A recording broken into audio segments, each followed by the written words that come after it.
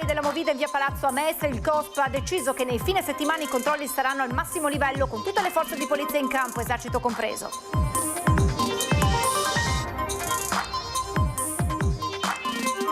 Nike Retail Italia si è costituita parte civile per 4 furti all'outlet di Noventa di Piave nella maxi inchiesta della Procura di Venezia che vede indagati 63 presunti borseggiatori e borseggiatrici.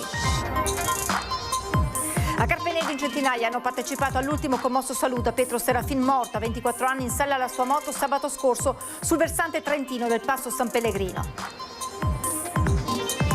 Recuperati molti dei trofei gettati in acqua dai vandali che hanno devastato la canottieri di Mestre per la seconda volta. Il presidente Mazza: proseguiamo con le nostre attività.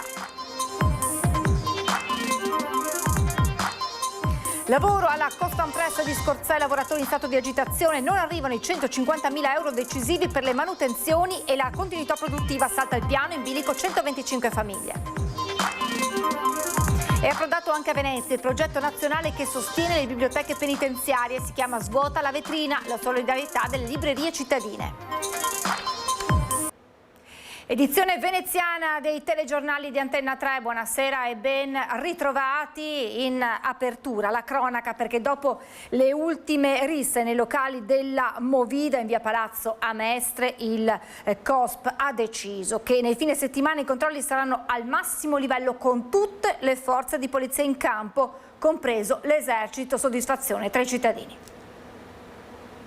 Dopo la rissa di sabato scorso qui in via Palazzo a Mestre, le continue segnalazioni e denunce da parte di residenti e commercianti esasperati, il Comitato per l'Ordine e la Sicurezza Pubblica si è riunito e ha deciso che nei fine settimana saranno attivati controlli interforze. Si partirà da questo weekend. I controlli saranno al massimo livello nelle zone dove si concentra la movida della terraferma. Polizia, carabinieri, finanzieri, vigili e militari dell'esercito sorveglieranno le centinaia di persone che si radunano nei locali.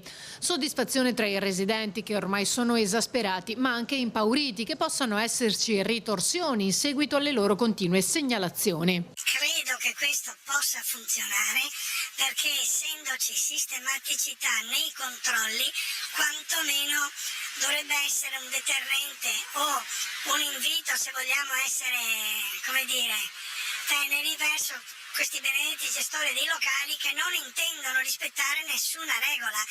Quindi loro dovrebbero rispettare gli utenti all'interno del plateatico, consumare oppure all'interno del bar, non sparsi in giro un po' dappertutto. Lì purtroppo c'è gente per bene e meno bene, ci sono farabutti. Qui alla notte non si dorme perché ti svegli all'1 alle 2 che si sta menando del brutto. Cioè mi è capitato, abito qui da 30 anni, di vedere gente con le bottiglie rotte che si feriscono.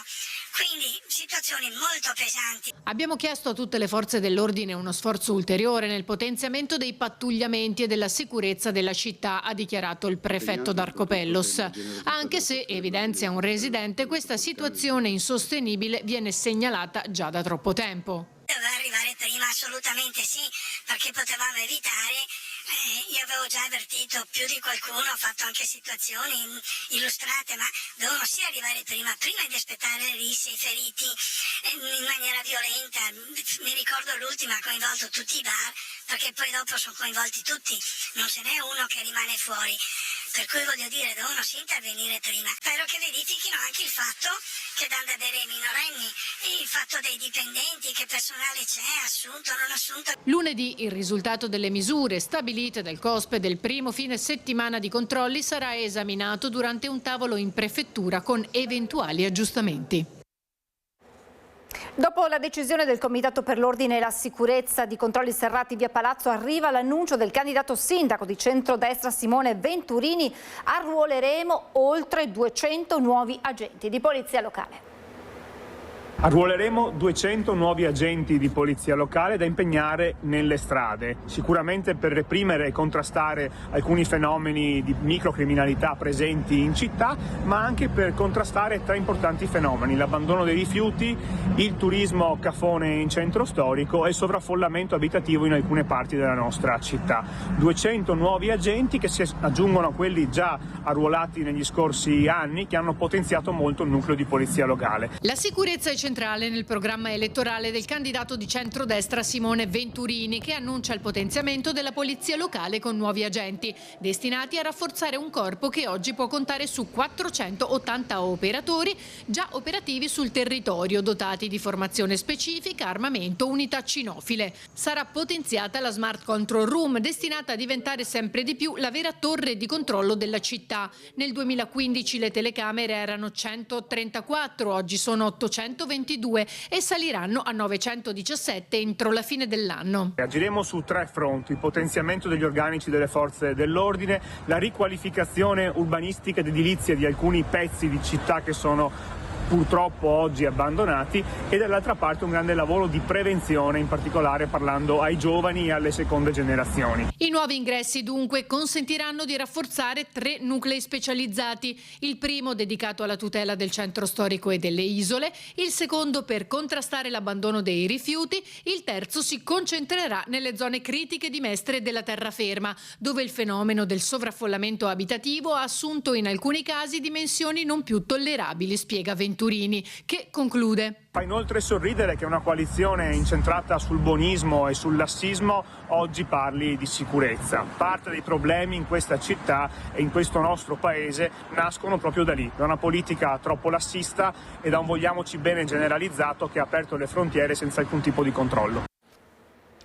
Nike Retail Italia si è costituita parte civile contro le presunte borseggiatrici e borseggiatori indagati nella maxi inchiesta della Procura di Venezia.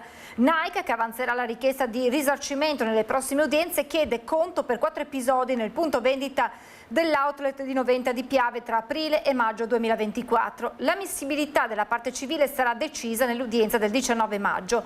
I furti contestati ai 23 indagati nell'indagine dei carabinieri sono in tutto 63, di cui la maggior parte a danni di turisti stranieri.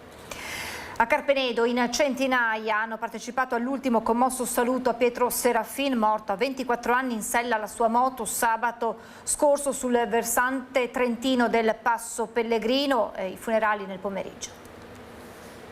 La chiesa dei Santi Gervasi e Protasi a Mestre gremita dentro come lungo il sagrato nel pomeriggio. Per l'addio commosso è partecipato Pietro Serafin, venuto a mancare a soli 24 anni a causa dell'incidente che lo ha strappato alla famiglia mentre in sella alla sua moto stava facendo il ritorno a casa da Passo San Pellegrino nei giorni scorsi. Nell'unico messaggio dall'altare il fratello maggiore Tommaso lo ha voluto ricordare con le stesse parole che Pietro gli rammentava spesso: non giudicate. Pietro era un ragazzo pieno di vita, con una sensibilità unica.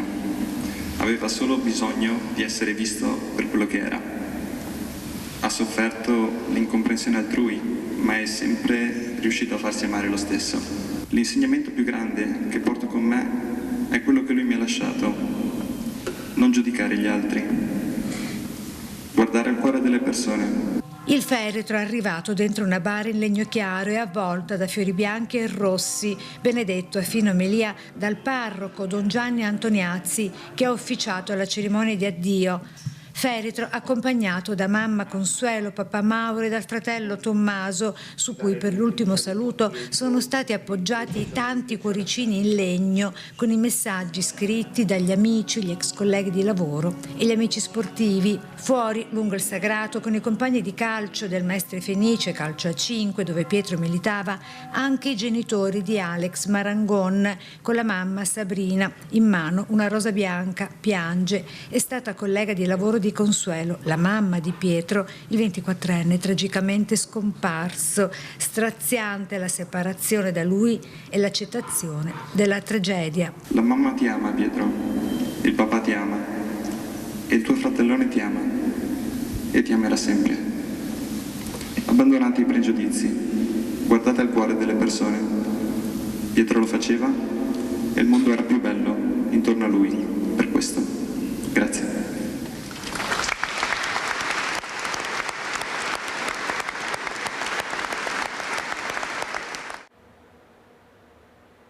Dopo un duro lavoro di squadra sono stati recuperati molti dei trofei e altro materiale gettati in acqua dai vandali che hanno preso di mira la Canottieri di Mestre per la seconda volta. Il presidente Mazza ribadisce nuovamente che questo attacco non piegherà la società. Di fronte alla violenza, ha dichiarato, possiamo solo rispondere proseguendo con le nostre attività. Ecco perché è confermato l'Open Day sabato 18 aprile dalle 10 alle 17. Basterà presentarsi in abbigliamento sportivo e si potranno provare le emozioni di canottaggio, canoa kayak, dragon boat, voga alla veneta, vela al terzo e tennis. Lavoro alla Costan Press di Scorzè, lavoratori in stato di agitazione. Non arrivano i 150.000 euro promessi da Accursia Capital, salta il piano. In bilico 125 famiglie.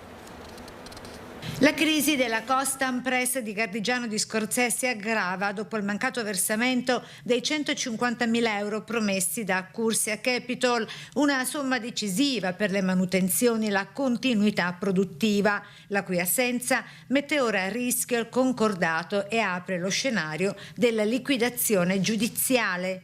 Il fondo Accursia ha disatteso tutti gli impegni presi fino ad ora in sede di Veneto Lavoro riguardanti gli impegni di investimento e di immissione di capitale per far sì che la Costan Press potesse continuare a lavorare. Ci troviamo in una situazione critica dove molto probabilmente il giudice non avrà altra scelta se non quella di mettere la Costan Press in liquidazione giudiziale e questa colpa è da attribuire esclusivamente al fondo Accursia. Regioni e sindacati attaccano il fondo tedesco per gli impegni disattesi, mentre cresce la preoccupazione per i 125 lavoratori e per il futuro dello stabilimento. Siamo alla vigilia del 1° maggio, la festa dei lavoratori e delle lavoratrici. Sarà un 1° maggio sicuramente amaro per i lavoratori della Costan Press.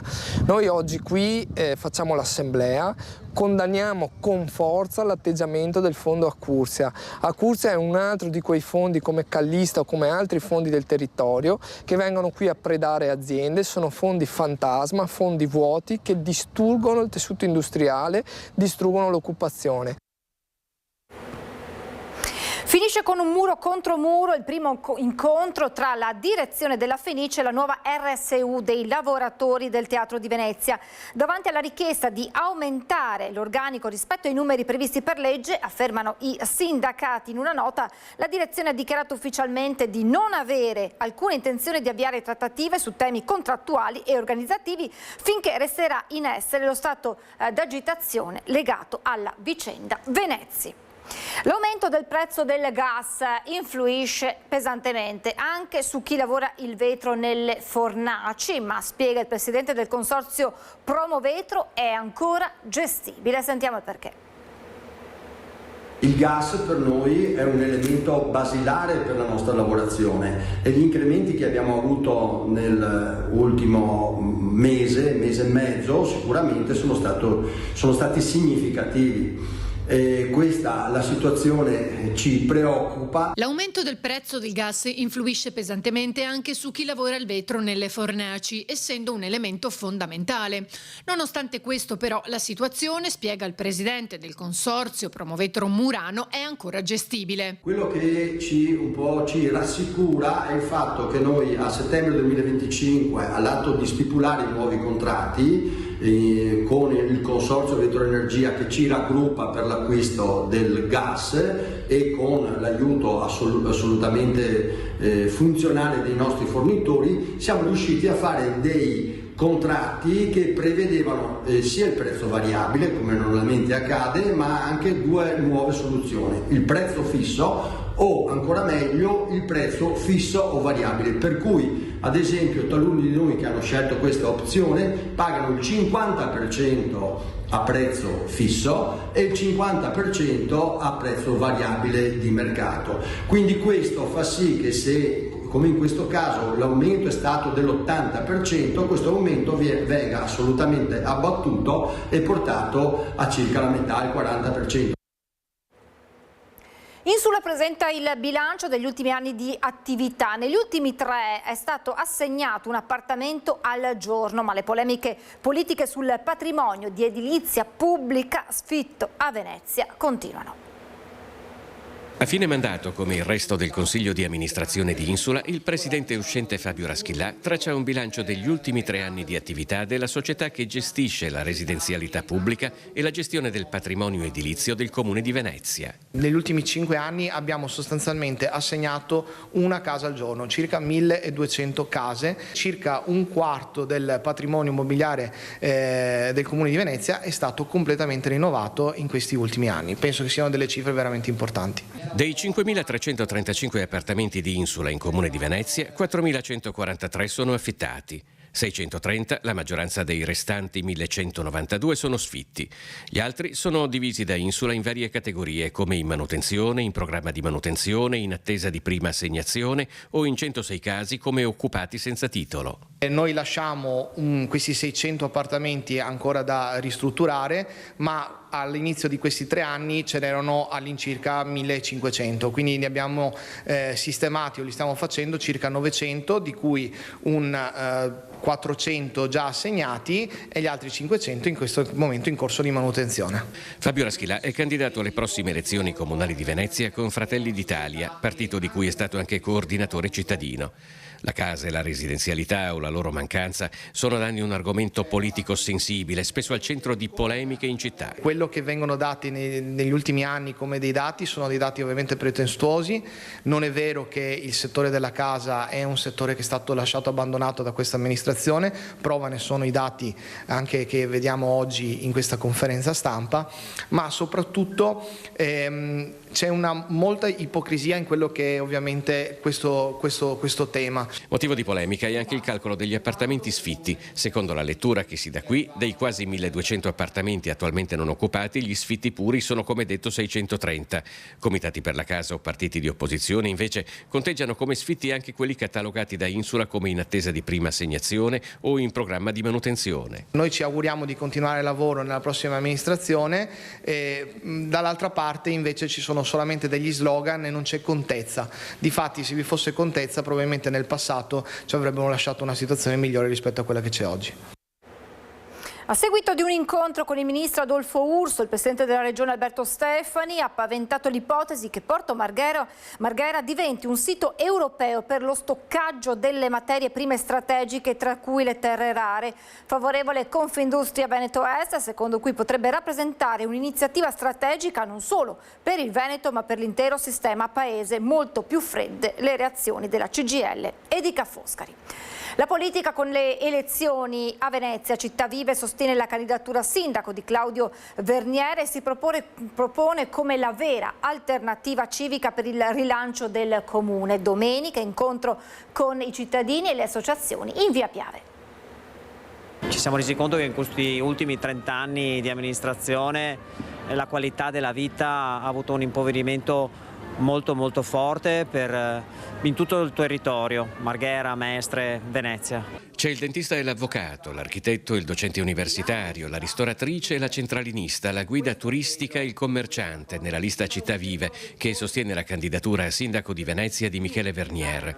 Professioni ed esperienze diverse, accanto alle quali tutti o quasi hanno sviluppato un impegno civico nell'associazionismo che oggi sfocia in una proposta politica sganciata, affermano, dalle logiche di partito. Abbiamo detto non possiamo più affidarci ad altri che purtroppo in questi 30 anni hanno fallito.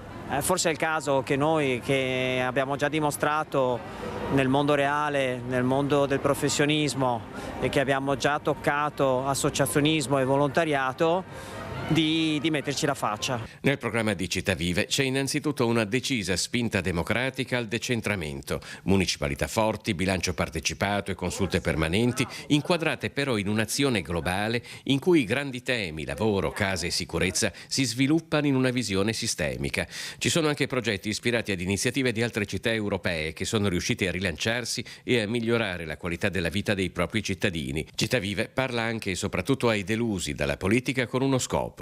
Portare tutti quelli che si sono allontanati dalla politica, e parliamo di oltre il 50%, dato ufficiale delle ultime regionali, magari saremo quel qualcosa di diverso che porterà i non elettori, nel senso di quelli che non votano più, quel 24 al 25 maggio, ad alzarsi invece dal divano o non andare in barca per una mezz'ora e scegliere di votare noi. Domenica in tarda mattinata i candidati di Città Viva saranno in via Piave nella sede di Viva Piraghetto per un confronto con cittadini e associazioni e il lancio di 2 specifici punti programmatici: sicurezza e integrazione pragmatica. È approdato anche a Venezia il progetto nazionale che sostiene le biblioteche penitenziarie, si chiama Svuota la vetrina.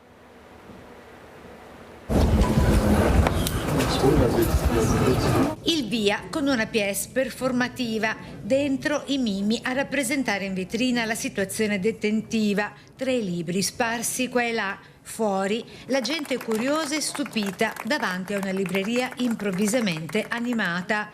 Anche a Venezia è sbarcato il progetto Svuota la vetrina, con i libri in dono alle detenute e ai detenuti dei carceri della città. Al carcere maschile, soprattutto Santa Maria Maggiore, noi gestiamo la biblioteca. È una biblioteca molto ricca, ci sono circa 4.500 volumi ed è in continuo rinnovo. Iniziativa culturale e sociale che mette in rete associazioni, teatro e territorio. Per una settimana una selezione di titoli viene esposta in vetrina e al termine, acquistata grazie ai partner e a chi desidera, viene donata alle 2 carceri cittadine. L'iniziativa, con il Granello di Senape, coinvolge anche il Teatro di Cittadinanza De Mattia Berto, in fase di organizzazione dei reading proprio negli istituti penitenziari, con attori gli stessi detenuti. Che lavorerà proprio con i detenuti e le detenute e farà a partire dai libri una riflessione condivisa, quindi sì, faremo un'attività anche proprio dentro il carcere.